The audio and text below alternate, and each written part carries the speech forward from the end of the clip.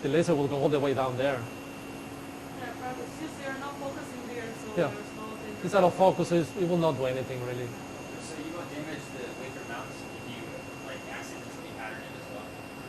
If you focus on this instead of the glass, yes, you can damage a little bit here, but it's not going to be something that you have to replace the part. So, but you will see, maybe you see some white markings that at some point the laser hit there. So, okay. So let's go through this recipe. So we have these marking parameters. In this case, they don't do anything. We don't care. We just put them there as a start.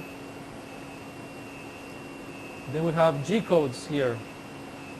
So we have this M1106 is to turn on the air knife.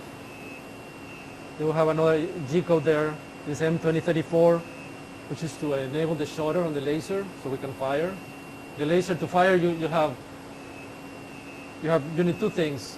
You need to open the shutter and enable the pulse speaker. So, and then you need to have the laser enabled. We can fire manually in a minute. So with this one, the scanner controls the pulse speaker, but you need to have the shutter open so there's some output. So that's what we're doing here. We are turning on the air knife to protect the lenses. Then we open the shutter, and the program itself will control the pulse speaker to have output or not.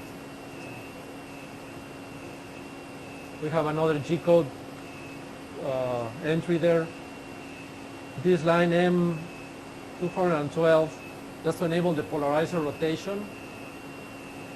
So if we run this line, right now it's enabled. The polarizer is going to follow the direction of travel. If you want to disable that, you can just skip this, and it's not going to use the polarizer. So it's up to you. Oops.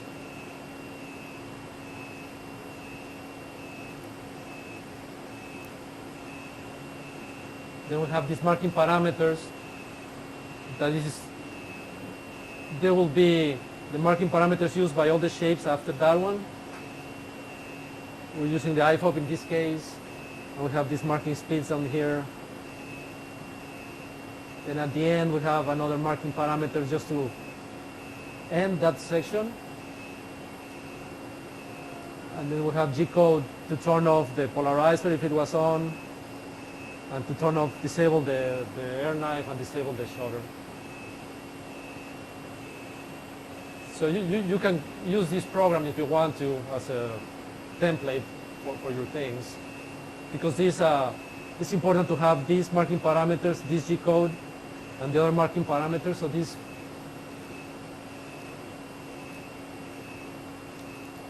it's important that you have those on your programs, on your recipes, so you have the correct functionality of the polarizer, and you're enabling the laser correctly so you can use it. And then it's important to have these three at the end to shut down everything at the end, disable everything, and go back to the original state. So you can grab this as a template and just put your programs in between. Mm-hmm. Why do you need to have so many marking parameters?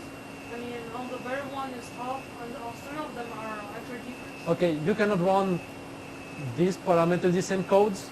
You cannot run them when the recipe is in IFOP mode. So that's why we have these marking parameters. We don't care what it is. The only requirement is that it's not IFOP. Oh, okay. So then you can run your G code, and then we turn IFOP on for the rest of the shapes. Okay. And then we turn them off here, same thing. We go back to stage. It doesn't matter what you select, it cannot be IFOP. Oh, okay.